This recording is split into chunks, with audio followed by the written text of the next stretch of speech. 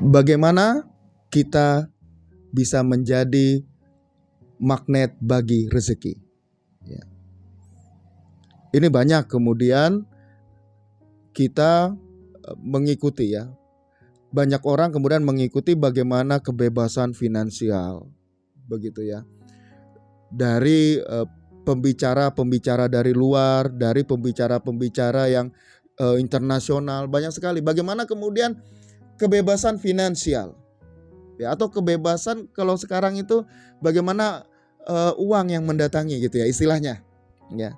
Nah sebenarnya Islam sudah ada di situ, ya. Sebenarnya Islam sudah mencontohkan bagaimana kebebasan finansial. Kita bisa melihat banyak sekali para sahabat melakukan itu. Utsman bin Affan, Abdurrahman bin Auf, ya, dan yang lain. Ya, bagaimana?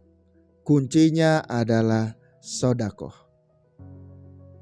Ya, sedekah yang seperti apa? Nah, ini yang harus kita bahas ini. Kenapa? Karena kadang-kadang paradigma sedekah itu melenceng begitu, ya. Nah, bagaimana kemudian sedekah ini ya bisa menjadi sebuah magnet rezeki? Baik, ada pertanyaan mendasar. Bagaimana kita bisa menangkap kupu-kupu? Bisa jadi ada dua cara. Yang pertama kita mengejar, pakai jaring, lari ke sana, lari ke sini. Ya. Apa yang terjadi? Badan capek begitu. Nah, yang kedua adalah membangun taman.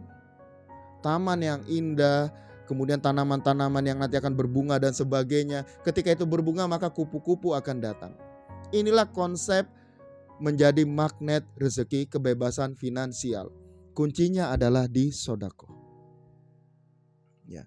Pertama, kita harus tahu bahwa harta itu, ya terutama uang, emas, perak dan sebagainya, sunnatullahnya adalah dia berputar, dia beredar.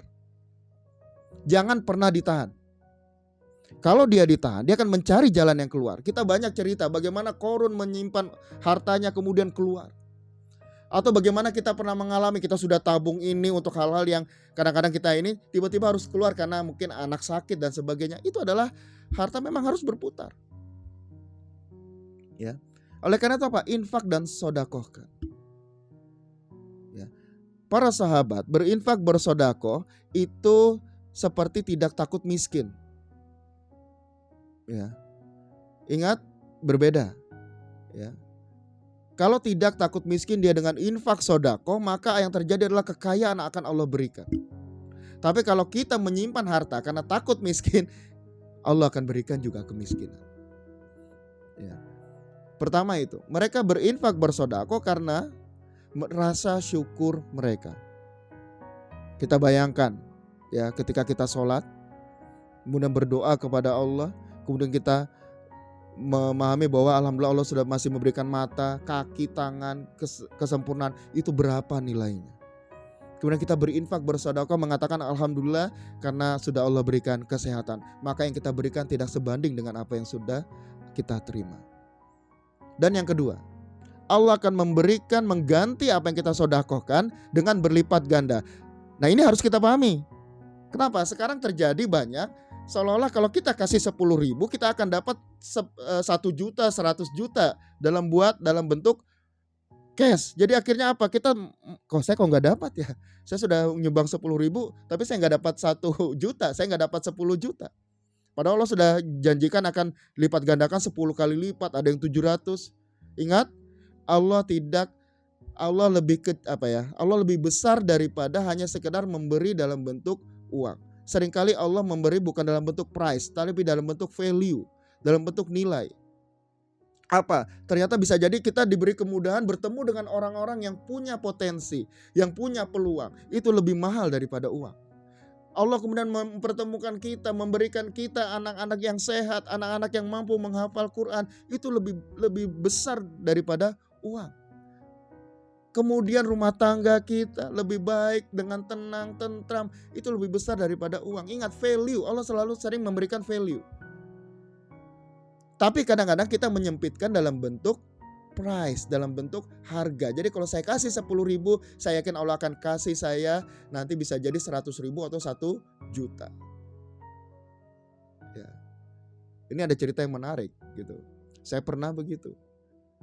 Ketika tidak sengaja, sebenarnya saya anggaplah berinfak, kemudian besoknya beberapa hari setelahnya Allah berikan yang lebih banyak daripada itu. Ini spontan. Kemudian di otak saya main, kapitalisnya begitu ya. Berarti saya besok akan kasih lebih besar supaya dapat lebih besar lagi.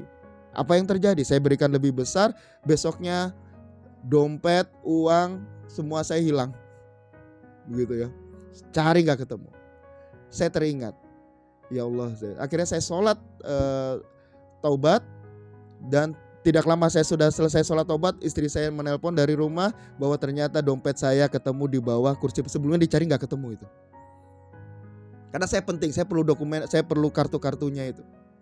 Nah inilah saya katakan kadang-kadang kita dengan sempitnya mengatakan dengan price. Jadi kalau saya kasih 10.000, Allah akan kasih 1 juta, akan Allah kasih lipat gandakan. Padahal Allah seringkali ngasih dalam bentuk value, dalam bentuk nilai yang luar biasa. Ya, jadi itu ya. Pertama adalah sedekahlah karena rasa syukur kepada Allah apa yang sudah kita dapat. Kemudian kedua, insya Allah akan memberikan dalam bentuk value yang tidak disangka-sangka.